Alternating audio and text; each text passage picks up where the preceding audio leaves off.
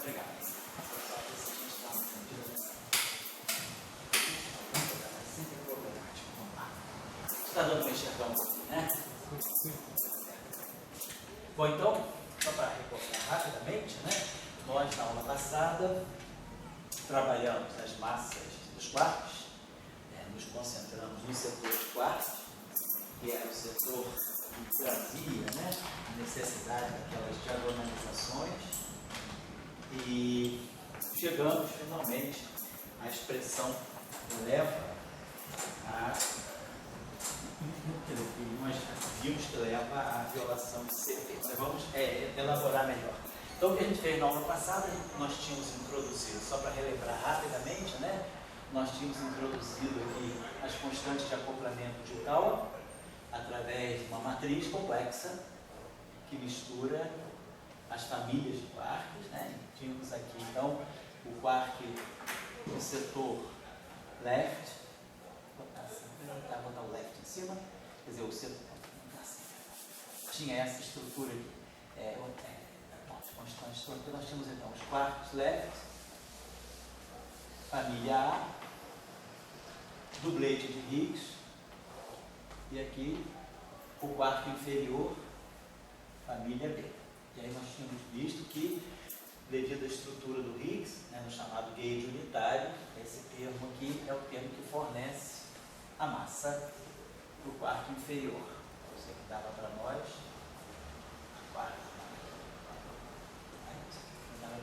aqui o quark inferior, o quark de carga menos 1/3 da família A. Aqui vinha a constante de acoplamento, o valor esperado do Higgs, e aqui ficava o Higgs, né, MD, e claro, mais o conjugado complexo. Então isso aqui nos obrigou, nós temos então uma matriz de massa aqui, né, essa aqui era a matriz de massa do setor, chama-se matriz de massa do setor N, né, AB, as massas inferiores, e aí nós invocamos lá o nosso teorema das transformações biunitárias, né, e reduzimos essa matriz aqui a uma matriz diagonal positiva através de duas transformações, né, biunitárias aqui. A gente até tinha decidido eu escrever esse termo assim, vamos colocar assim, né, N left, família A. Aí aqui nós temos a matriz de massa no setor N, B, aqui o N vai B, mais o conjugado complexo. Então, estamos a você, e aí aqui nós, até eu acho que na aula passada a gente abdicou da notação de índice da matriz, né? Colocamos, deixamos as coisas, isso aqui sob a forma de um vetor linha, esse aqui sob a forma de um vetor coluna, e aqui a matriz, e aí nós tínhamos feito aquela diagonalização. Então nós tínhamos dito que a nossa matriz, existe uma transformação, que a gente vai ter por aqui, vamos colocar assim, a gente colocava aqui a matriz U left N, aqui é barrado, né? Tudo aqui é barrado, esquecendo de colocar os barrados aqui nas massas, né? Aqui está a matriz o N, o setor left, e aqui é o dagger, e aqui a gente colocava a matriz o L,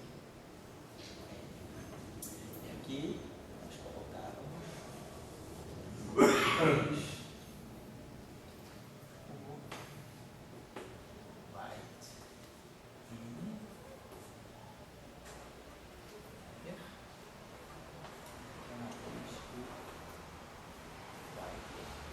então essa aqui era a transformação biunitária.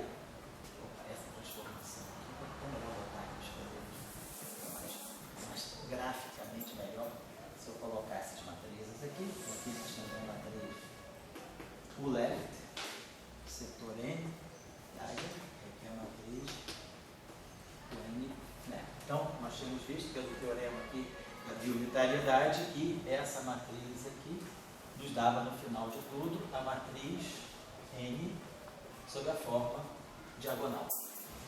Então nós tínhamos aqui a matriz associada ao setor E na forma diagonal, quer dizer, essa matriz aqui é uma matriz diagonal, a gente até escreve assim, diagonal, e positivo.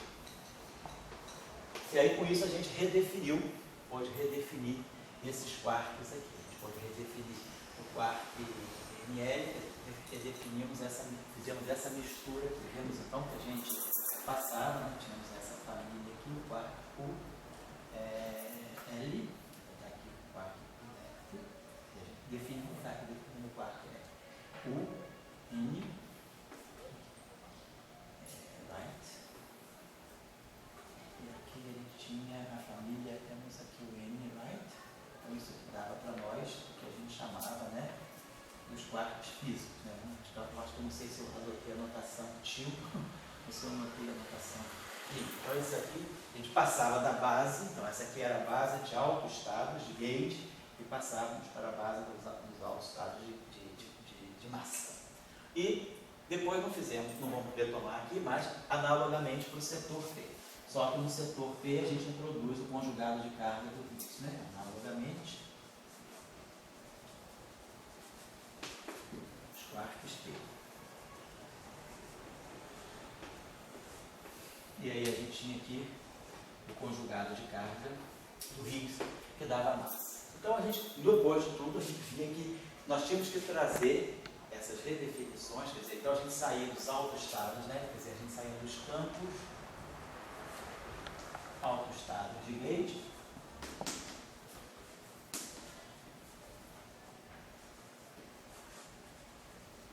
e passávamos para os campos autoestados de massa.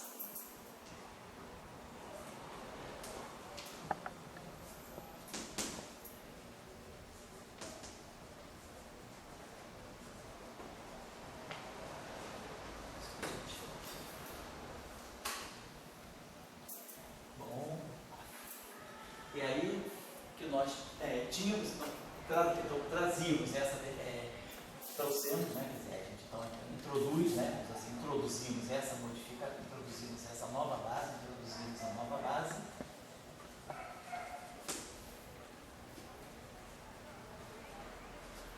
Na corrente fraca carregada.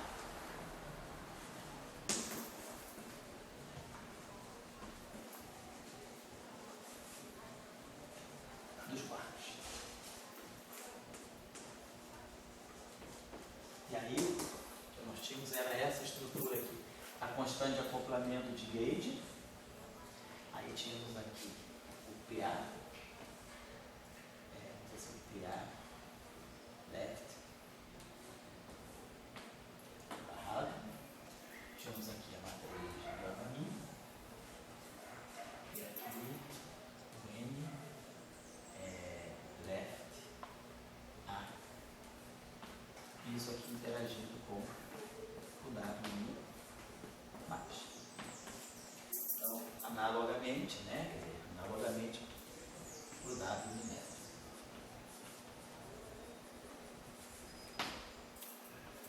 Para a corrente negativa.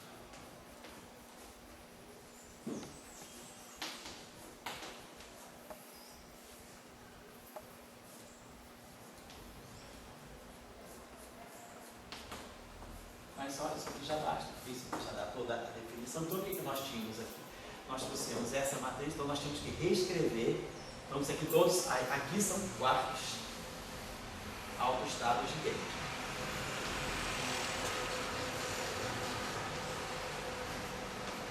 Só para relembrar no finalzinho da aula. Que era o que nós fazíamos, passávamos dos quartos autoestados de gauge para os quartos autoestados de massa. Nossos quartos autoestados de massa são esses aqui. A gente incorpora essa definição aqui, né? Então a gente vai estar. Então, na verdade, eu vou fazer essa transformação de gesto. Eu vou escrever. Então, a gente vai escrever. É massa ou gauge? Oi? Esse é de gauge. Esse aqui, perdão, obrigado. É de gauge. Isso, é de gauge. Autoestados de gauge. A gente está pegando a corrente mesmo. E agora a gente vai fazer essas definições aqui. A gente tem que. Então a gente tem que. No do setor, o left, P, vezes o quark, P left, a gente vai ter o P left linha. Então, esse aqui agora são os autoestados de gauge. E, certo, então o que a gente vai colocar essa coisa aqui é o DAG. Certo. E aqui nós temos que o left no setor N, né, atuando no N left, vai me dar o left ali. Então, aí agora é que a gente vai escreve a nossa matriz, escreve a nossa interação. Escrevemos agora a nossa corrente carregada em termos dos autoestados de massa, que são aqueles quarks físicos, né, que nós também chamamos de quarks de valência. Tem os quarks correntes, que são os quarks autoestados de gauge, os quarks de valência. Então a gente chegou à conclusão que a interação, quer dizer, vou colocar assim, vamos dizer assim, a corrente, vou colocar o lagrangiano de interação corrente carregada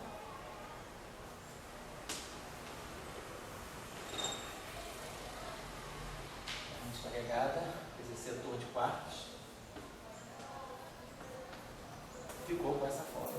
O G, então a gente colocar o P left barrado, gama mi, e aqui a gente juntava essa matriz. Foi aqui que a gente basicamente terminou. Pega essa matriz aqui, o P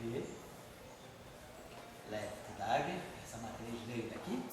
Quando a gente barra esse campo de dagger, essa matriz aqui aparece aqui com dagger, e essa dagger e essa matriz aqui ficam com a matriz o N left e essa matriz aqui atuando no nosso N left. E aqui dagger e aí claro mais conjugado elite. Beleza. Então, nós chegamos a essa matriz aqui, que vimos, é uma matriz unitária. Então, essa matriz aqui, U, N,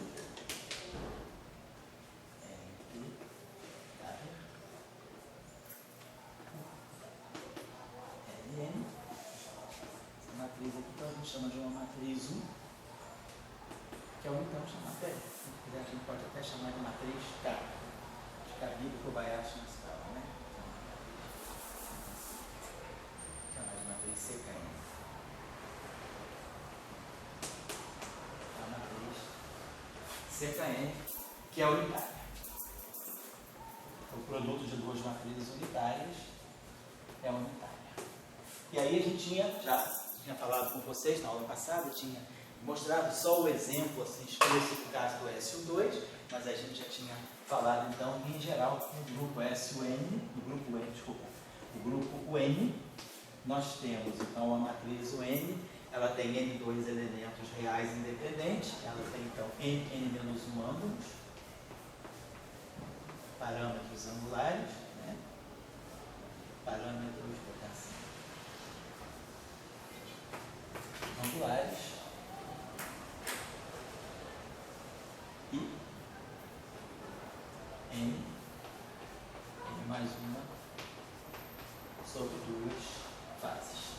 Então, esses são os N2 parâmetros reais.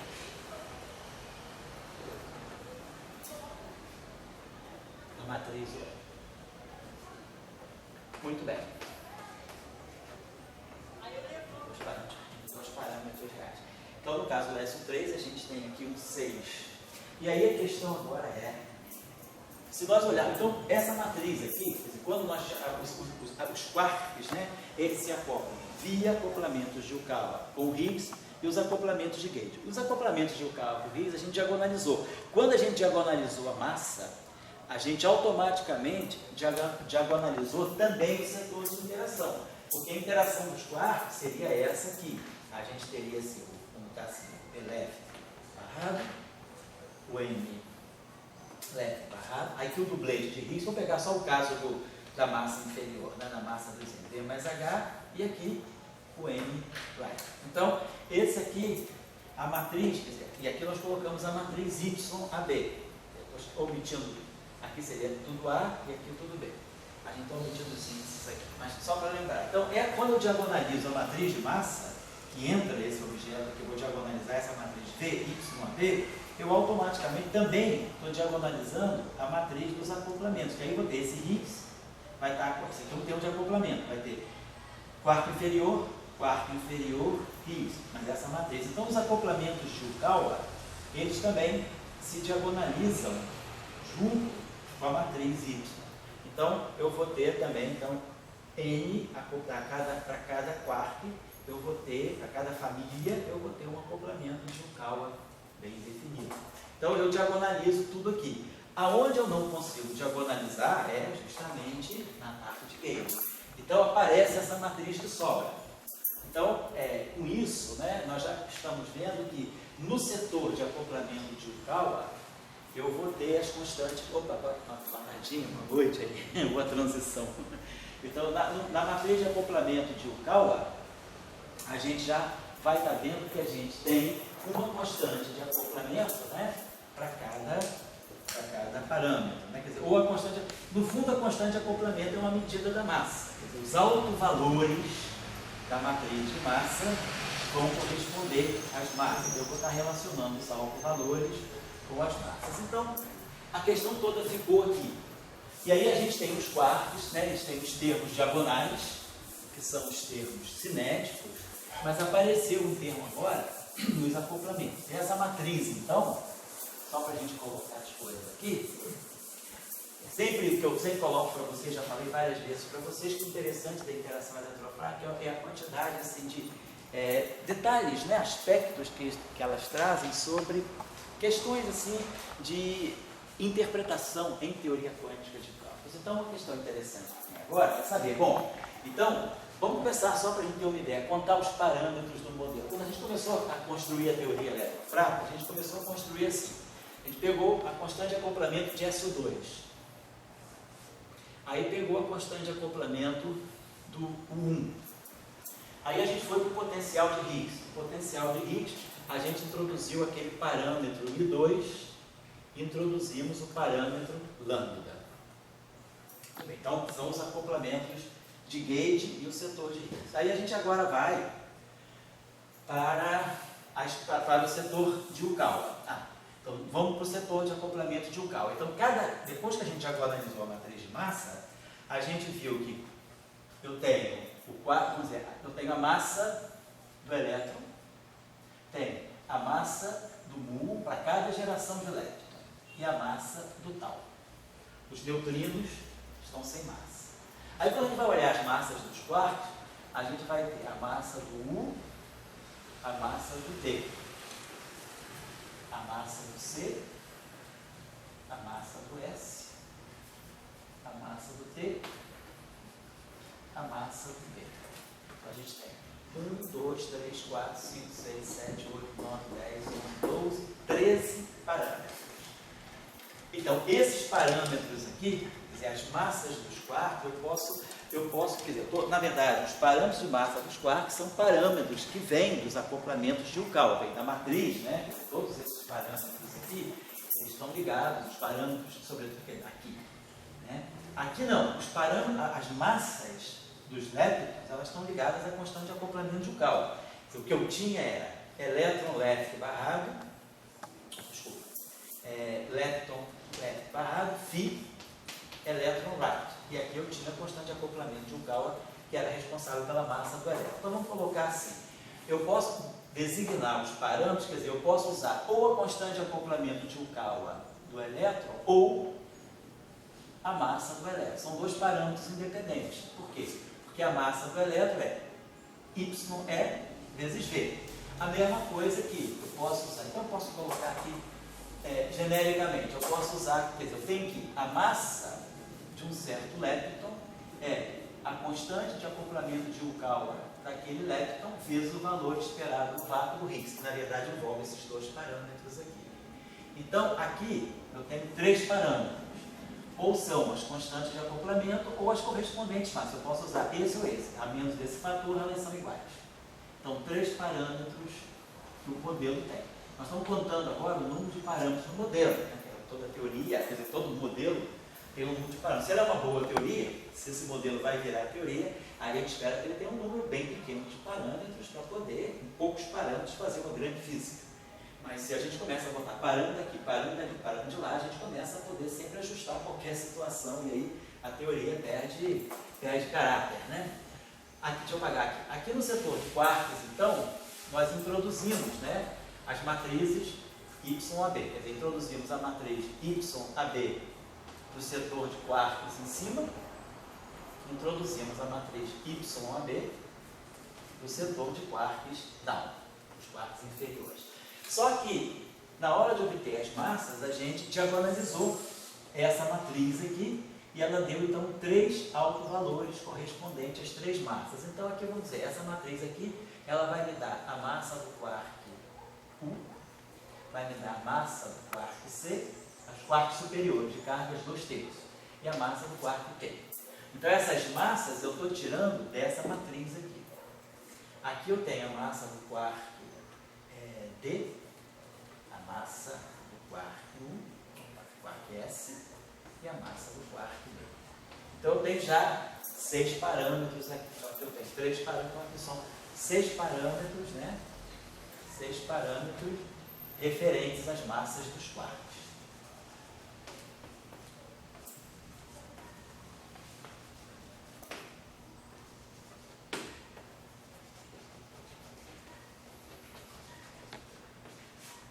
Agora, o que aconteceu? Aconteceu que essas duas matrizes se combinaram e deixaram ainda uma nova matriz unitária, com esse número de parâmetros. No caso do 3, né, nós falamos de 3 gerações, então no caso de 3 gerações eu tenho 3 parâmetros angulares, então vou colocar aqui. A gente tem 3, aí a gente vem para a matriz CKM, matriz de Kabiko-Kobayashi-Maskawa, que apareceu, e aí a gente vê essa matriz de Kabiko-Kobayashi-Maskawa, no modelo, ela aparece exatamente na interação do W+ e do W- com as correntes carregadas de quartos. Então, é no setor das correntes, né, carregadas dos quartos que a gente localiza a matriz de Kabiko-Kobayashi-Maskawa. Tá? E essa matriz, então, ela tem, no caso de 3 gerações, ela vai ter 3 ângulos e 6 fases. Então, eu estaria me dando um total de quantos parâmetros? 1, 2, 3, 4, 7, 7 e 6, 13. 13 com 3, 16, 16 com 6, 22. Então, a gente aparentemente estaria obtendo 22 parâmetros. Mas, vamos pensar agora uma coisa. Nem sempre todos os parâmetros são realmente parâmetros realísticos que vão ficar. Às vezes a gente vai poder ter parâmetro que aparentemente vai influenciar, mas que pode ser redefinido. Então vamos ver isso aqui. Vamos olhar essa estrutura aqui. Deixa eu apagar isso aqui. Eu chamei essa matriz aqui de CKM, né? Então o acoplamento carregado, vamos mostrar, o que a gente tem que mostrar agora. E redundância de parâmetros.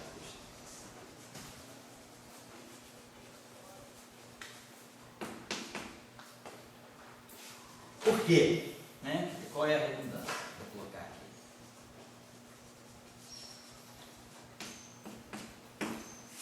Qual é a questão? As 6 fases, na verdade, então, as 6 fases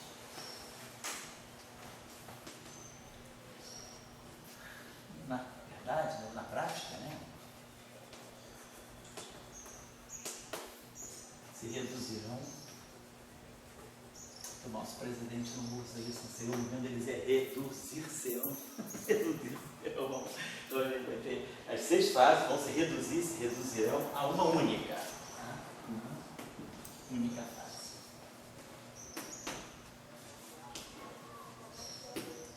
Como? Então, vamos olhar essa estrutura aqui. A nossa corrente carregada, ela tem essa estrutura aqui. Vamos colocar assim. Então, quando eu fizer, imaginar, lembrar sempre que aqui a gente tem um índice A de família, aqui nós temos um índice B, e aqui nós temos um índice B. Então, nós estamos somando, né? Isso aqui é uma soma em todas as famílias. Então, nós teríamos o seguinte, esse termo aqui vai dar para nós, primeiro o quark U. Então, a gente vai ter aqui o left barrado, gama mi. Aí a gente vai ter os elementos dessa matriz aqui. A gente vai ter, vamos dizer assim, a matriz CKM, vamos dizer assim, U, P e o quark inferior D. Aí vamos ter a matriz CKM, estou colocando essa notação, não sei se é a melhor, que vai acoplar o U com o S e aqui o quark S. A gente vai estar somando sobre esses quarks aqui, que são os quarks agora autoestados de massa. A gente está chamando de autoestado de massa. E aqui mais os quarks, aqui o CKM, U acoplado com o B e aqui o B. Muito bem. Mas agora vamos fazer tudo para o quark C. Então a gente vai ter aqui o quark C left barrado gama mi. Aí vamos ter CKM, vai acoplar o quark C com o quark D e aqui vai ter o D', fazendo essa soma.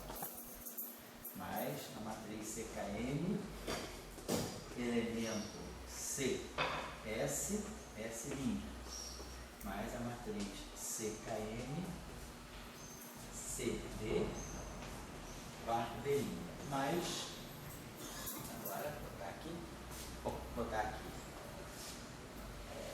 analogamente,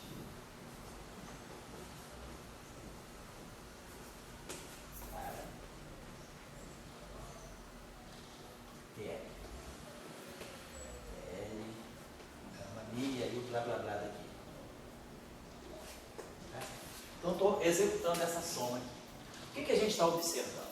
Nós temos aqui elementos dessa matriz, que é uma matriz unitária. Então, como toda matriz unitária, ela tem 3 por 3, né? Ela vai ter 3 ângulos e 6 faces. Então, esses números aqui são complexos. Eu tenho 6 quartos. Então, o que eu posso fazer? Eu posso, por exemplo, segurar esse quarto aqui, pegar esse número complexo que está aqui, isolar a fase dele e introduzir na redefinição do D.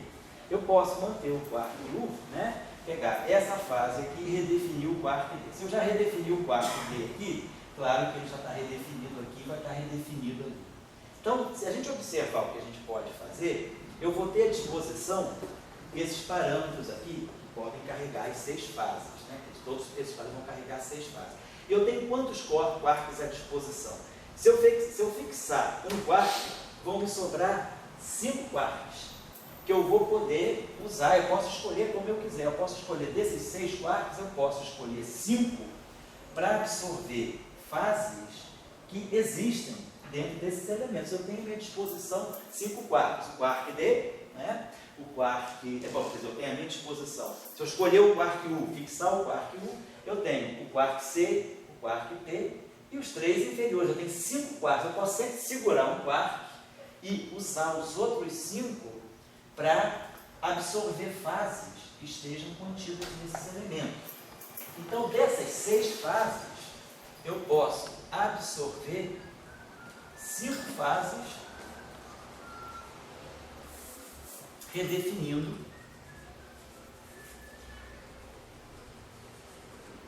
os campos, né? De 5 dos 6 quarks.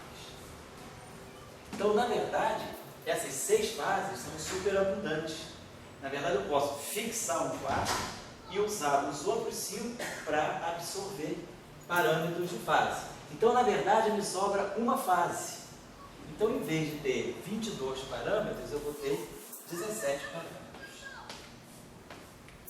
Então, a minha teoria eletrofrágil, o meu modelo eletrofrágil, ele é construído em cima de 17 parâmetros, que são esses aqui. As constantes de acoplamento de Gauge, os parâmetros do potencial de Higgs, as massas dos leptons, ou correspondentemente, se quiser, as constantes de acoplamento de Yukawa dos leptons. Depois, ou as massas, ou as constantes de acoplamento de cada quark. Então, aqui eu tenho 3 parâmetros, então as 3 massas, ou os 3 constantes de acoplamento, o Y1, o YC, o YT. Então, eu tenho aqui os parâmetros referentes às massas dos quarks, seja o constante de acoplamento de Yukawa ou as massas já multiplicadas, né? A constante de acoplamento de Yukawa por V, pelo valor esperado lá, que nem aqui. Depois sobram os parâmetros da matriz de CKM, mas dos 9 parâmetros, apenas 4 sobrevivem, 3 ângulos de uma fase. Então, isso é um cuidado que a gente tem em teoria de campo. Muitas vezes a gente escreve um lagrangiano e a gente pode colocar muitos parâmetros, mas aí a gente tem que olhar se todos os parâmetros realmente eles são parâmetros que vão sobreviver ou se são parâmetros que eu posso eventualmente reabsorver em certas redefinições de campos. Às vezes isso acontece, é um cuidado que a gente tem que ter. Nas teorias usuais que a gente trabalha, os modelos usuais, isso não acontece. Na QCD isso não acontece. Isso acontece mais claramente aqui porque nós temos essas misturas, né, de famílias. Então eu queria chamar a atenção para isso e aí dizer o seguinte: vai sobrar uma fase vai sobrar uma fase. Então a gente fixou aqui a teoria eletrofraca SU2 cross U1 sem massa de neutrino, com neutrinos de massa zero. Então, para nós isso é importante. Nós estamos considerando que os neutrinos têm massa zero. Então nós temos um modelo com 17 parâmetros. Se a gente agora introduz massa para os neutrinos, a gente vai ter as oscilações, vamos fazer nas próximas aulas, vai ter as oscilações de família, e aí vai aumentar o número de parâmetros que vem do setor de neutrinos. Mas o setor de neutrinos aqui ele é bem pobre, porque ele não tem massa. O único acoplamento que o neutrino não se liga para o Higgs, não se liga ao Higgs, a gente viu, porque ele não ganha massa. Quer dizer, o único jeito é o neutrino se acoplar com as correntes, né? Quer dizer, eu vou ter um acoplamento do tipo elétron, errado, gama mi, elétron left, neutrino left, e aqui um W+. Então o meu neutrino só tem acoplamento de gauge. Então, na teoria eletrofraca, né, com neutrinos de massa zero, os neutrinos, se tem massa zero, eles não têm constante de acoplamento de Yukawa, com os Higgs, eles não se acoplam com o Higgs. Então o neutrino só tem acoplamento de gauge. Ele se acopla com a corrente carregada, W+, se acopla com W-, e pode se acoplar com Z0 também. Nós vimos que nós tínhamos aquela corrente, neutrino left barrado, gama mi, neutrino left, Z-mi. Então o neutrino só tem acoplamento de gauge. Então ele não traz parâmetros novos. Quando nós discutirmos a partir da próxima aula as massas de neutrinos, aí a gente vai ver que vai aparecer uma matriz de CKM para os neutrinos também. Então nós vamos aumentar o número de parâmetros, tá certo? Então eu queria colocar isso. Já tinha chamado a atenção também, vou voltar a chamar a atenção, que uma fase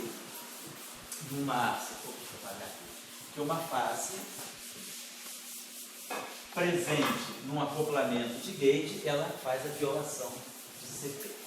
Basicamente, o que está acontecendo, o que está por trás da violação de CP, quando sobra essa única fase aqui, é que a gente teria uma situação desse tipo. Nós temos uma constante de acoplamento de gauge, vamos dizer que a gente tem aqui uma fase, vamos dizer assim, um I delta, e aí a gente aqui tem um acoplamento do tipo aquele lá, vamos dizer assim, P barrado, P barrado, gama mi, N, e aqui W+.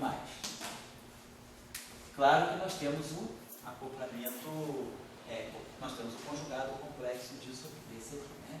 Mais o conjugado complexo que eu estou escrevendo. Então, se a gente faz uma transformação de paridade, como nós já tínhamos visto, quando a gente faz uma transformação de paridade, na equação do Dirac, a gente sabe que o Fermi, por transformação de paridade, ele vai no Fermi linha, que é gama zero, psi. A transformação de paridade no espaço espinorial, ela corresponde à multiplicação do espinor pela matriz gama zero. Claro que no espaço dos vetores, né, o meu W0 vai em W0. Nós estamos falando de um campo realmente vetorial, não pseudo-vetorial. E a parte espacial do campo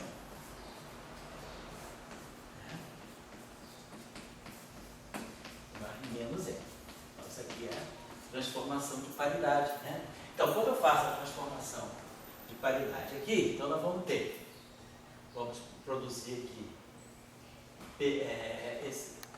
vai ficar aqui P barrado, gama zero barrado. Vai aparecer um gama zero aqui. Aí aqui vai ter um gama mi. Quando eu faço uma transformação de paridade, esse termo aqui vai ser multiplicado, esse espinô vai ser multiplicado por gama zero. E esse objeto aqui vai ser o W'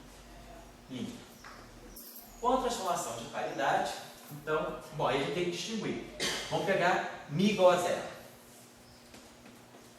Quando mi igual a zero é 1. Então isso aqui vai ficar P barrado, gama zero, N. E o W0' é o W0. Então, essa interação, né, com o W0, ela é invariante de paridade. Ela saiu daqui, gama zero, e chegou na mesma coisa. Se nós pegarmos agora o setor espacial, se aqui é espacial, aqui vai ficar um gama i. Então, gama zero, gama i, anticomuta. Então, esse gama zero passa para cá, ganha um sinal menos. Mas gama zero ao quadrado dá 1. Então, sobra o gama i. Então, essa corrente ganha um sinal menos. Mas o W' é menos W. Então, esse menos compensa com esse menos. E aí a gente obtém também P barrado, gama, N, W. Então, esse acoplamento, apesar da fase, porque a transformação de paridade é uma transformação que não mexe no complexo conjugado, é uma transformação que só mexe nas coordenadas, T' igual a T, X' igual a menos X. Eu faço uma transformação de paridade no sistema, no setor espacial. Os espinores reagem dessa forma e os vetores reagem dessa forma. Os pseudo-vetores, ao contrário, é menos aqui, mais aqui. Então, nós temos invariância C. Então, invariância P. Então, é P invariante. Agora, vamos apagar aqui, transformação, conjugação de carga. Deixa eu apagar isso aqui. O que faz, né, a conjugação de carga? Então, conjugação de carga.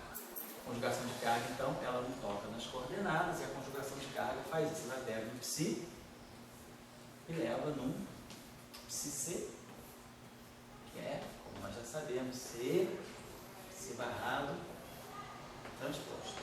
Isso aqui é a operação de conjugação de carga. Se a gente pega um bilinear tipo psi barrado, gama mi, que pega dois espinores diferentes, a transformação de conjugação de carga desse objeto aqui é menos que C barrado, gama mi,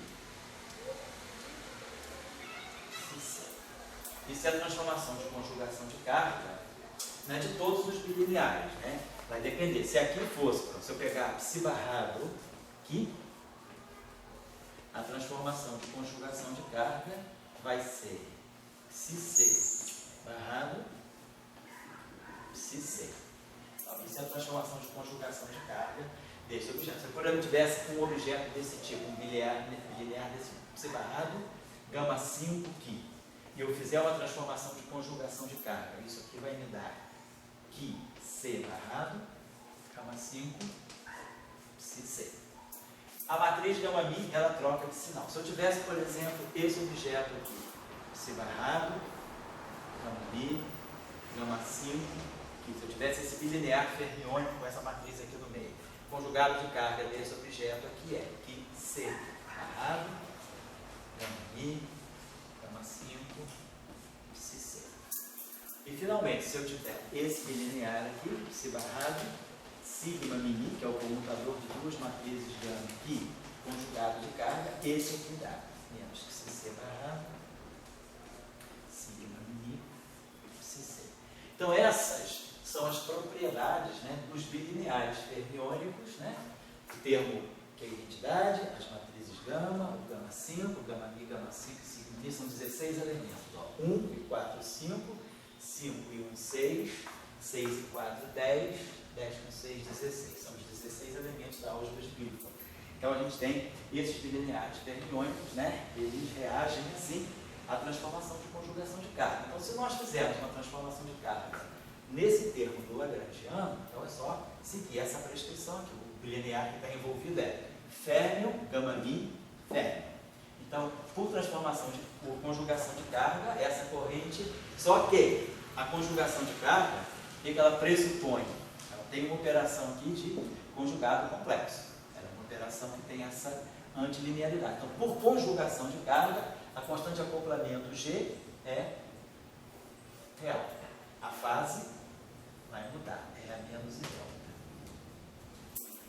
Agora a gente vai ter, esse termo aqui vai ficar N C barrado, gama mi, P, C. E aqui vai ficar o conjugado de carga do WI mais é o WI menos. Certo? Agora, lembrar também que nós temos uma propriedade interessante para os férmions, que é o seguinte: esse bilinear fermiônico, né, eu posso escrever ele dessa maneira. Se eu tirar, vamos colocar assim, né? Esse tá certo. Se eu tirar o conjugado complexo desse, esse cara aqui vai vir dessa forma. Então, quando eu tirar, eu estou fazendo a transformação de conjugação de carga só desse pedaço, mas eu teria que fazer a transformação de conjugação de carga disso aqui também. G é menos e delta, e aí N barrado, gama mi, P. E aí aqui o W menos. Então teria, esse aqui seria o meu Lagrangiano de corrente carregada completo. Então eu vou fazer a transformação de conjugação de carga desse, vai dar isso aqui. Eu vou fazer a transformação de conjugação de carga desse aqui, vai dar algo semelhante. Então vai ficar o PC barrado. Então a transformação de conjugação de carga desse aqui vai vir para esse aqui, e a transformação de conjugação de carga desse aqui vai vir para esse. Mas, ó, muda a carga, W- agora, né, vai estar acompanhando esse. Quando eu fizer a transformação de conjugação de carga desse cara aqui, eu vou trocar essa fase, mas vou trocar essa corrente. Então, a presença de uma fase na transformação de conjugação de carga, ela quebra a simetria C. Ela não ganha um sinal menos ali? Aonde? Aqui? Você botou embaixo ali? Aqui, né? Ah, tem um sinal menos, sim. Tem um sinal menos, perdão. Quer dizer, ganha esse bilinear aqui, ele ganha um sinal menos, e a transformação de conjugação de carga do W também ganha um sinal menos. Quer dizer, o W mais conjugado de carga, Mi, né? Ele é menos W. A conjugação de carga, né? Como no caso do fóton, o conjugado de carga do fóton é menos o campo vetorial. Eu ganho o sinal menos. A questão da quebra da simetria fica no fato da constante de acoplamento ter essa fase. Apareceu uma fase no acoplamento de gauge.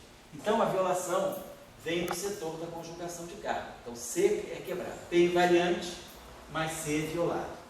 Claro que nós temos CPT.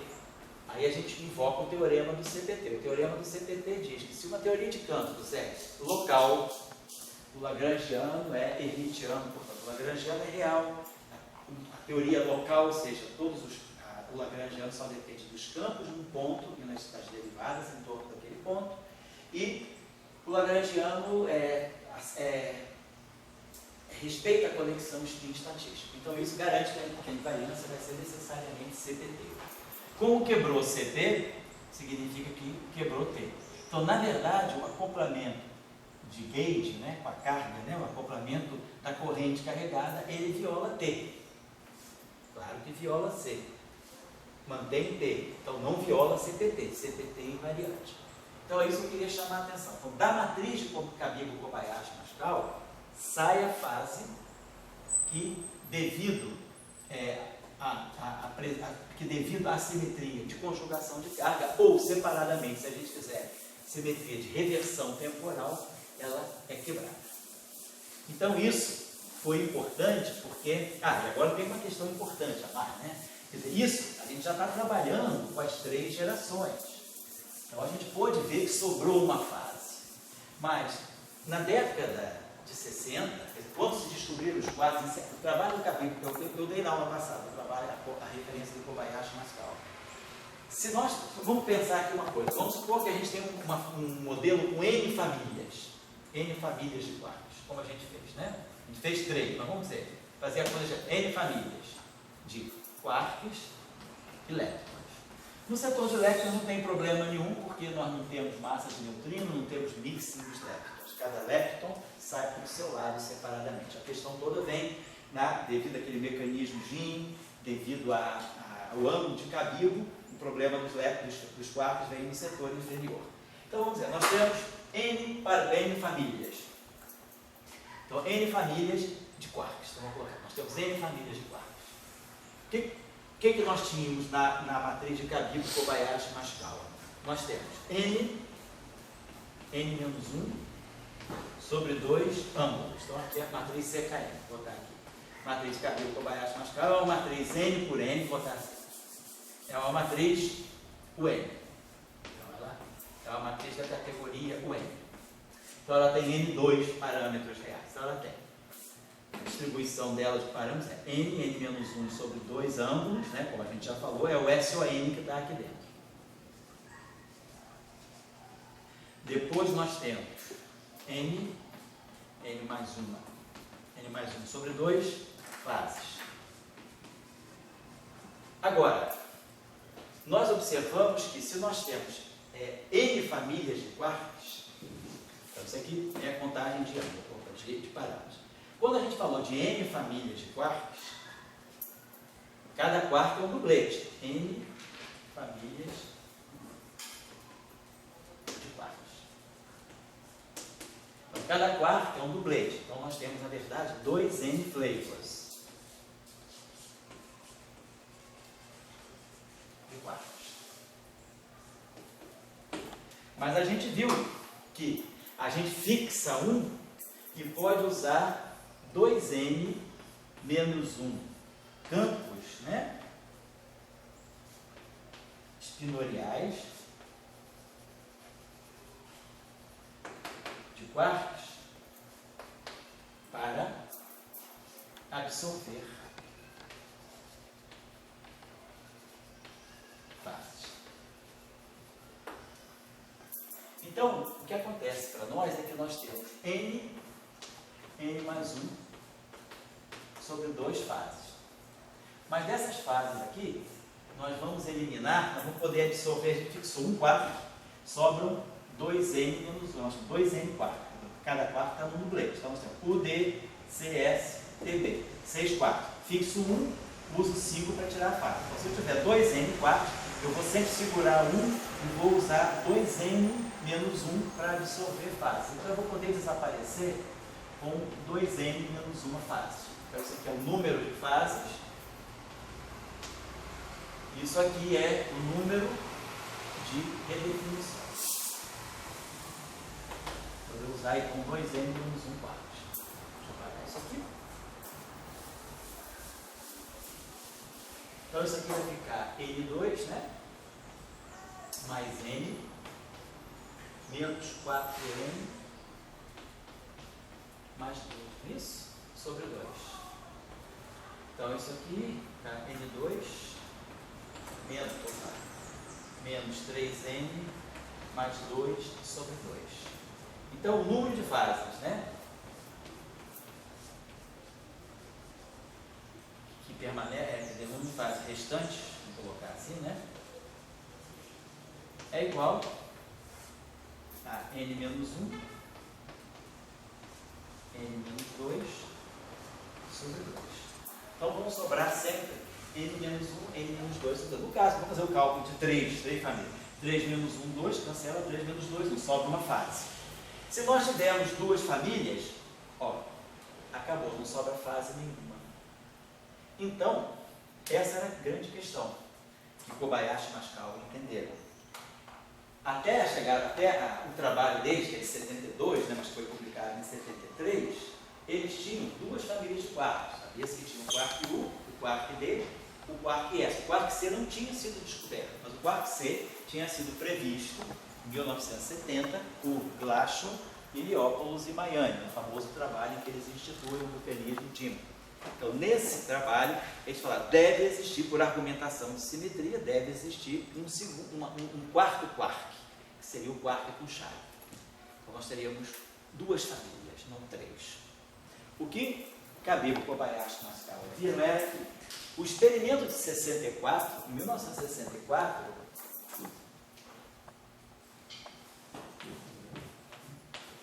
teve o experimento, né, de Cronin e Fitch. Eles, inclusive, ganharam o prêmio Nobel alguns anos, quer dizer, uns 20 anos depois. Eles descobriram que os processos fracos tinham violação de CP.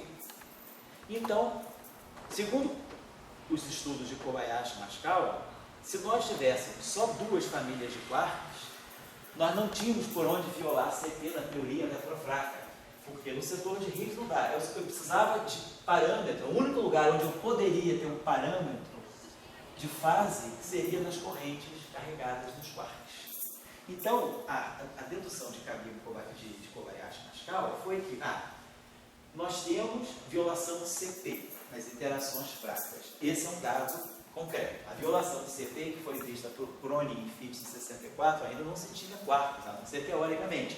O trabalho de Gell-Mann e o trabalho de Zweig é de 62. Então, eles propuseram um modelo de quarks, mas ainda não haviam sido descobertos indiretamente, só em 68. Com os experimentos de 68, identificam-se os três quarks. E aí se sabia, quer dizer, a ideia de Kobayashi e Maskawa foi, se tem violação de CP nas interações fracas, né, e a detecção de Cronin e Fitch foi através do setor de Coulomb, né, o K0 e o K0 usando esse sistema aqui, esses dois mesons aqui, eles, através de decaimentos desses dois mesons, eles entenderam que havia violação de CP. Então, o trabalho do Kobayashi e Maskawa foi, vamos tentar compreender a violação de CP através de quarks. Quer dizer, quando Salam e o Glashow, na verdade foi Salam e Weinberg, Glashow não participou muito disso, mas quando Salam por um lado e Weinberg por outro, escrevem a teoria eletrofraca para o setor de quarks, na verdade o trabalho de Weinberg foi mais leptons, o trabalho dele do Nobel foi uma teoria para as interações fracas dos leptons. O Salam se preocupou mais com os quarks. Então, já havia, Kobayashi e Maskawa já conheciam a teoria eletrofraca escrita para o setor de quarks. E eles sabiam que tinha violação de CP. Só que com duas famílias, quer dizer, o trabalho deles foi diagonalizamos as massas, introduzimos as constantes de acoplamento de Yukawa, diagonalizamos as massas, mas eles tinham duas famílias a serem fechadas. Na verdade, eles tinham o D e C, a saber, S. Essa era a situação do Kobayashi e Maskawa. 72. Então, eles fazem um trabalho que a gente fez aqui. Eles escrevem, supõem que tem, então, duas famílias completas, escrevem os acoplamentos de Yukawa, faz a quebra espontânea de simetria, diagonaliza as massas e termina com a matriz dessa época, a matriz de Kobayashi e Maskawa aqui. Foi não? Mas nessa época, quantas famílias de leptons eles conheciam?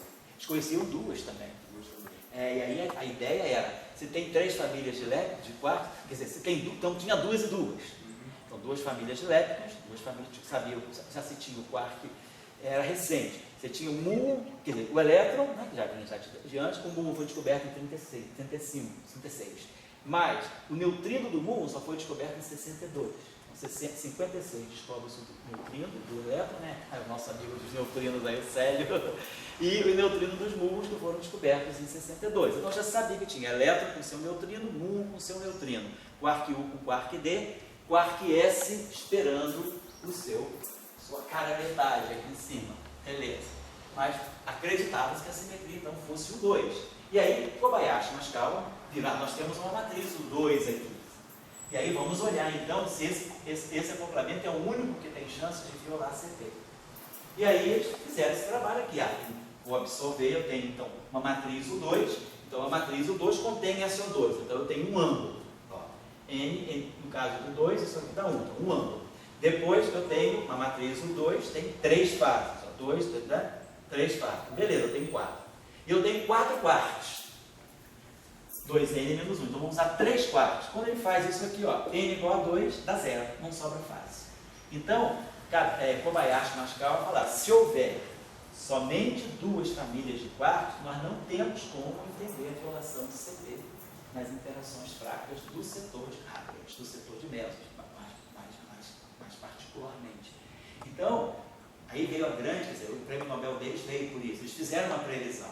Eles falaram, se, claro, tem um experimento de Kronig-Fitch que me dá a violação do CP, nós agora vamos mapear a violação do CP dos mesons no setor de quartos.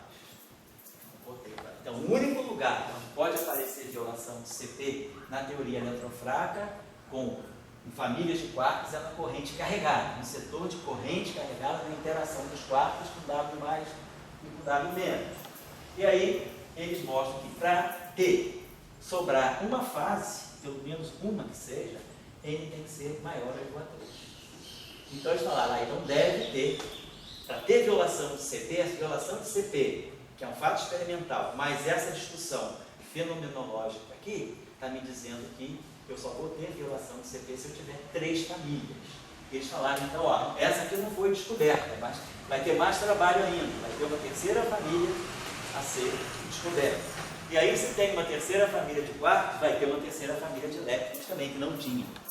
Então, a argumentação foi muito baseada na questão, quer dizer, no conceito de simetria. Eu preciso ter uma simetria entre as famílias leptônicas e as famílias de quartos para resolver uma outra questão.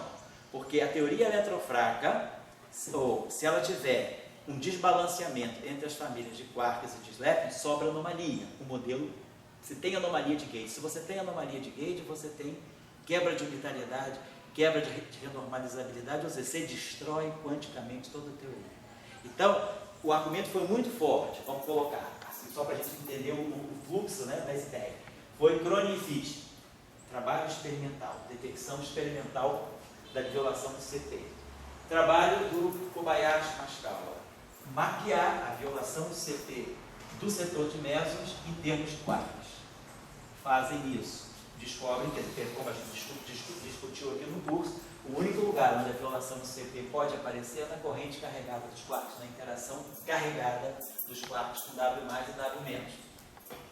Aí fazem toda a discussão das massas, redefinição de campos, e aí eles veem, N tem que ser 3. Com N igual a 2 não tem violação do CP, então aquele resultado está negado, e era um resultado já estabelecido. Então eles previram uma terceira família de quartos. Então, aí isso foi em 73. Em 74 aparece o Charme. Em 78 aparece o B. E em 95 aparece o P. Então, os quartos superiores foram todos descobertos, né? Quer dizer, os superiores que eu digo, os quartos que faltavam, perdão. Sobretudo, esse quarto que faltava e a segunda família, a terceira família, eles foram descobertos após as antevisões teóricas. Então, eu acho que foi isso aí que foi fundamental. Quer dizer, o Kobayashi e Maskawa, quando ganharam o Prêmio Nobel de 2008, né, junto com o Nambu, foi pela previsão que eles fizeram, né, através da violação do CP, quer dizer, uma teoria que eles acreditaram nessa teoria. Eles acreditaram, a teoria de Saland-Weinberg ainda não estava comprovada, ninguém tinha descoberto W+, W-, E0, não tinham sido descobertas as correntes neutras ainda, o modelo ainda era muito incipiente do ponto de vista da observação. Mas, em 73, mas o trabalho de Kobayashi Maskawa é de 72, foi publicado em 73, mas o trabalho é de 72. Em 73 aparecem as correntes neutras. São descobertas as correntes, já é uma força para a teoria de Saland-Weinberg. Depois, mais tarde, apareceram os Ws, etc. Mas eles acreditaram que a teoria era aquela questão. Você tem que adotar ser partidário de uma teoria, porque eles tinham de melhor na época para a teoria, para a interação fraca, e essa unificação eletrofraca era a teoria de Saland-Weinberg. Eles adotaram a teoria. Então falaram, nem Saland, nem Glass, nem Weinberg discutiram a violação do CP, na teoria deles. montaram a teoria sem levar em conta essa questão. E aí o Kobayashi e Mashikawa, eles retomam a teoria e falam, bom, nós temos que reproduzir a violação do CP nos mesons através dos quarks. É o único jeito, é ver a nível de quarks. E aí eles foram para os quarks e viram, tem que ter 3 famílias, senão não tem violação do CP. E aí eles preveem a terceira família, que foi aparecendo, né? Quer dizer, nós estamos falando de 73, passados aqui 25 anos, 22 anos. E aí, em seguida também, o que a gente tinha até então, que era o neutrino do elétron com o elétron, o neutrino do muon com o muon. E aí o que acontece? Em 78, além do B, aparece o tau. Então aparece, já começa a fechar uma terceira família, quer dizer, fechou a segunda família, começou a fechar a terceira família e começou a fechar a terceira família de elétrons. E o neutrino do tau, ele aparece em 2000. Então em 2000, foi até 20 de junho de 2000. Então, há 16 anos atrás, a gente fechou o círculo, né, de quarks e leptons da teoria eletrofrágil. Ficava faltando só o bóson de Higgs. A gente esperou mais um pouquinho até que 2012 ele foi anunciado. Tá? Então, ficamos com esse panorama. Então, eu acho que é importante, né, a gente também, que lição, vamos dizer assim, a gente pode tirar, entendeu? Né, Javi? Estão rindo na hora porque eu falei da descoberta do Higgs, está todo mundo esperando para ver se você reage. Suspense, Brasil. Suspense, Dória não reagiu. Não, eu ia perguntar, tá? Eu podia fazer uma revisãozinha para a gente sobre a descoberta do Higgs. Então, deixa eu só falar. Primeiro dos seus amigos, que você tem uns... Lá no CERN? Os espiões do CERN? Todos eles acreditam, cara. Todos eles são centuriões romanos. O que é interessante é você comparar esses aqui, vamos dizer, foram interações, etc. Foi previsto, mas depois tem interações. Como é que está o Higgs, que se chama, só tem caimento, Só para finalizar, então. Então, eu acho que é importante a lição que a gente tira disso também, é que aquela construção contínua, né, da teoria eletrofrágil, se a gente, assim, ser filho de historiador não deve gostar muito de datação, né? Mas se a gente quiser pensar assim, quando começou, aonde é que nasceu, se a gente quiser assim, voltar no tempo, aonde é que nasceu o modelo padrão realmente? Eu acho que o modelo padrão nasceu no trabalho de 28 do Dirac. Com a equação de Dirac, que a pergunta que ele se faz é qual é a origem da massa do elétron? Por que eu boto a massa do elétron à mão? Essa pergunta já tocou ele. E a segunda pergunta de 1930 era, será que o elétron é composto ou não? Então, Dirac já começou a se preocupar com essa física mais fundamental. E isso aí foi dando origem a todo o pensamento do modelo padrão.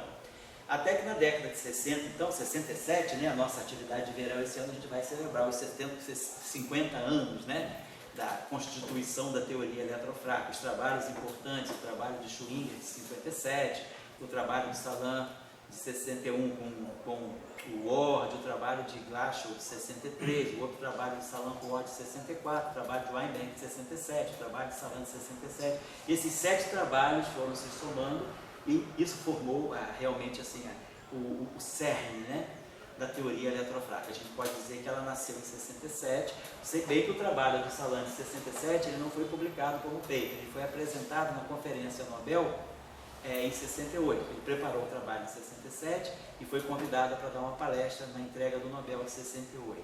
E aí ele apresentou esse trabalho que é a finalização realmente da teoria eletrofrágil, né? Bom, então a gente viu que a teoria foi sendo construída, teoria na frente, uma hora fenomenologia, por exemplo, aquele resultado ali do Cronin-Fitch é um resultado experimental, não é nem fenomenologia, é física experimental mesmo, física de acelerador. Daí, isso foi um dado muito importante para a orientação do modelo. Quer dizer, quando Kobayashi e Mashikawa entram em ação, eles retomam aquele resultado e querem explicar aquele resultado à luz da teoria que estava nascendo. E aí eles percebem que a teoria estava longe de estar completa, porque faltava o quark C, faltava a terceira família e faltava uma terceira família de leptons também.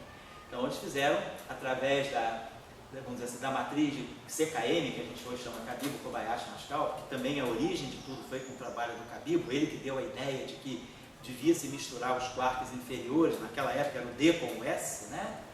Então, essa matriz de CKM, ela é a antecipadora da terceira família de quarks e, na verdade, por simetria, da terceira família de leptons também. Acho que a gente aprende alguma coisa a partir disso, né? Quer dizer, a gente se filia a uma teoria. Na época tinha muito que dizer, não, essa teoria de Salant-Glashman-Berg não vai dar em nada, ninguém provou que é renormalizável. Isso aí, a teoria estava em alto mar, ela era uma teoria clássica. Até que em 71, na Rússia, né, o trabalho do Tilchin, Fradkin e Tilchin, faz o primeiro trabalho na Rússia sobre renormalização de teorias de Young-Mills, 71. 72, Toft e Veltman entram para a discussão dos bósons de Gage massivos, a questão da renormalização, regularização dimensional. Então, a teoria ainda carecia de ser renormalizável. Então, quando Kobayashi e Maskawa adotam a teoria eletrofraca como uma boa teoria para as interações fracas, ainda não se tinha provado que as teorias de Young-Mills eram renormalizáveis. Então, não se tinha prova de que essa teoria era renormalizável. E depois tinha um outro problema. Depois que se provou que teorias de Young-Mills eram renormalizadas, né, foi o trabalho dos russos, lá do Fradkin e Tilchin, e depois o trabalho do Toft e Veltman, e aqui no Brasil o trabalho de regularização dimensional dos argentinos, do Jambiati e do Golini, né, ainda tinha um problema a mais. Mas a teoria de Gage é renormalizável se a simetria de Gage for exata e com quebra espontânea. A teoria eletrofraca, além de tudo, ela tem quebra espontânea de simetria. E aí isso foi provado também em 73, 74, né? B.W. Lee, Benjamin W. Lee, que era um coreano, e os franceses lá, Brezan, Jean-Justin, mostraram que, beleza, teorias de Gage com quebra são renormalizáveis. Se a simetria de Gage é quebrada espontaneamente, elas continuam renormalizáveis. Então, só em 74, né, é que ficou claro que a teoria eletrofraca tinha chance de ser uma boa teoria fundamental, porque ela era renormalizável, mesmo com a quebra espontânea de simetria. Mas Kobayashi e Maskawa já adotaram a teoria, eles perceberam, né, e arriscaram nessa teoria para poder compreender a violação de CP. Essa é a melhor teoria que nós temos, né? Vamos acreditar nela e ver se a gente consegue fazer a violação do CP. E para isso eles precisaram mexer mais ainda na teoria, entenderam que tinha setores ainda que não tinham sido descobertos. E aí, eu acho que isso aí é um sucesso assim, de um trabalho de se pensar, vamos dizer assim, guiado pela simetria. Eu acho que aí quem está aí é o espírito diraquiano, é a escola de Dirac, né? Que é a simetria te dá tudo.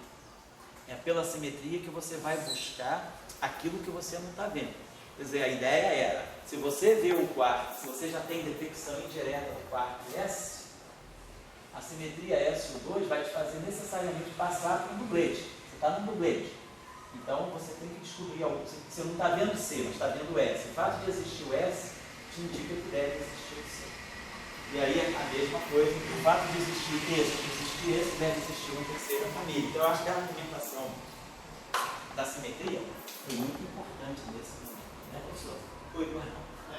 Você sempre fala que para fazer o modelo padrão, que você está falando agora mesmo, foi a busca das simetrias que levou ao fechar o trabalho de todo mundo. E numa fita, por exemplo, agora não sei se tem muita Fala aí, na sala, aula, mas eu queria saber pelo menos a opinião do senhor com relação a física em modelo padrão. A gente também deveria se guiar por simetrias ou mais... Se a gente sai do modelo padrão? Isso. A gente também poderia se guiar, por exemplo. Você acha que a resposta ainda estaria sendo... Uma simetria mais ampla? Sim. Não só por simetria. Não só uma simetria, mas não seja, porque não pode ser grande unificação, sim, não precisa ser supersimetria, pode ser um S5 da vida. Sim, quer dizer, a gente já, vamos dizer assim, a gente está sendo muito criado nessa escola, né? Quer dizer, é uma questão de pensamento, né? Certamente Dória não pensa assim, tem uma outra maneira de estender, mas eu, por exemplo, a gente foi muito doutrinado com a simetria te levando. Então, a gente acredita que a física, cada vez que ela quanto mais fundamental for a física que você está buscando, você deve crescer o número de simetrias. Porque o que a gente tem que imaginar também é o seguinte, é uma questão até filosófica, é uma questão de epistemologia, vamos dizer assim, e me corrijam os filósofos. Eu pensaria assim, se você está procurando uma teoria, realmente uma teoria muito fundamental, a teoria, não digo nem que seja a teoria de tudo, mas uma teoria, quanto mais fundamental ela é, o que você espera de uma teoria, quanto mais fundamental que ela for, que ela te dê o menor número de parâmetros. Uma boa teoria não é você encher de parâmetros e poder fitar tudo que você quer. Uma boa teoria deve ter um alto grau de predição. Então, uma boa teoria deve ser aquela teoria que você recompõe, vamos dizer, fenômenos que você quer descrever. Então, ela começa, vamos dizer, como um modelo, você quer ajeitar, criar uma formulação para reproduzir aqueles poucos fenômenos que você, por exemplo, vê ou mede, e você introduz parâmetros. Agora, uma boa teoria, ela deve ter sempre um número pequeno de parâmetros para poder ter um alto grau de predição. Quer dizer, com poucos parâmetros, eu prevejo mais e mais fenômenos e com alta precisão. Quer dizer, isso é o ideal de uma teoria. Agora, quando é que você reduz? Aí, se a gente agora acredita que a gente quer descrever a natureza por meio de campos, aí você tem também que entrar com uma premissa. Não, eu vou usar o conceito de campo para descrever partículas da natureza. Eu não vou descrever a partícula como partícula, eu vou desmaterializar a partícula e introduzir a noção de campos e de interação entre campos. Então, partículas são campos, partículas livres são campos livres e partículas em interação são campos em interação. Então, você entra com o conceito de campo. Então, com o conceito de campo, você se pergunta agora, se eu quero fazer uma física muito fundamental, eu deveria ter os meus campos e as simetrias, elas entram, se você numa abordagem de teoria de campo, quanto mais simetrias você tem, mais vínculos você vai ter para o lagrangiano ficar bem amarradinho e ser invariante. Então você começa a relacionar parâmetros. Então o aumento do número de simetrias te reduz drasticamente o número de parâmetros. Então uma teoria, só para você ter uma ideia, na QED, quais são os parâmetros da QED? O parâmetro importante da QED é a carga do elétron e a massa do elétron. A QED tem dois parâmetros fundamentais, a carga e a massa do elétron. Se você imagina que a QED ela é parte de uma QED supersimétrica, você vai ter novos campos, aí você vai ter o campo tipo de Higgs, e você vai ter outros parâmetros. Só que a supersimetria é tão forte que ela amarra todos os parâmetros, é só a carga do elétron. Você não introduz novos parâmetros, você introduz novos acoplamentos, mas não introduz novos parâmetros, porque a simetria te obriga a ter um número muito restrito de parâmetros. Então, voltando aí à tua questão, se a gente está acreditando que, mesmo que não seja um modelo padrão, se a gente quer fazer uma física mais fundamental ainda do que o modelo padrão, aqui eu tenho o quê? 17 parâmetros. Então, o que eu espero de uma física mais fundamental? Que eu reduza o número de parâmetros, porque eu quero ter uma boa teoria. Se eu pudesse ter um parâmetro, com um parâmetro calcular tudo, seria a teoria ideal. Agora, para eu reduzir o número de parâmetros, eu preciso de simetrias.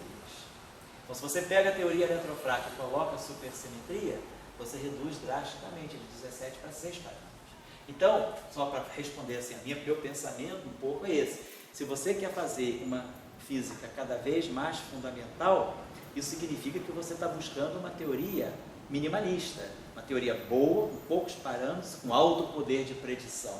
Mas para minimizar o número de parâmetros, você tem que maximizar o número de simetrias. Então, você espera que com mais e mais simetrias, você construa teorias com menos e menos parâmetros. Portanto, uma teoria que, vamos dizer, você espera que tenha um alto grau de predição, porque você calcula todo mundo a custo de poucos parâmetros. Tá certo? Esse é o pensamento da escola diraquiana. Escola doriana agora, vamos lá, fala aí. Brasil, vamos lá. Não, eu sempre pensar que a natureza... A natureza? A natureza é uma construção coletiva, digamos, que ela permite o conceito de evolução. Sim, sim. Então, o conceito de evolução, o macaquinho enterrado, tem que ter um conceito de chance na teoria. E onde é que aparece o conceito de chance da teoria? Justamente na pluralidade de parâmetros. Então, para um tipo de teoria, a pluralidade de parâmetros é uma coisa assim, suja. Para o conceito de evolução, ela é uma coisa bem-vinda, porque ela está, por ali, está o conceito de chance. Quer dizer, você tem uma chance do macaco ter rabinho ou do elétron engordar. Entendeu? Assim, nunca ser o mesmo elétron. Assim. Então, são duas visões, eu acho. Não, eu vou dizer, o que você disse eu não vou nem rebater, né? Assim, mas é uma visão, claro. Eu pensaria o seguinte, se a gente quiser colocar, como você está colocando, evolução, Eu acho que se a gente olhar para Darwin, por exemplo, Darwin estava sempre atrás do elo perdido. Ele sempre achava que todas as espécies vieram de uma só. Então eu acho que o pensamento de Darwin, apesar de ser um pensamento da chance, as espécies evoluíram, se adaptaram, elas tiveram que sofrer mutações para poder sobreviver, mas na verdade, se a gente olhar a teoria da evolução dele, o que ele estava buscando era o elo, deveria ter alguém de onde saiu tudo. Então, a minha pergunta é se Darwin está fazendo isso, né? Quando ele descobre que parece que tudo veio de um certo pássaro ou um dinossauro que era voador. Eu não me lembro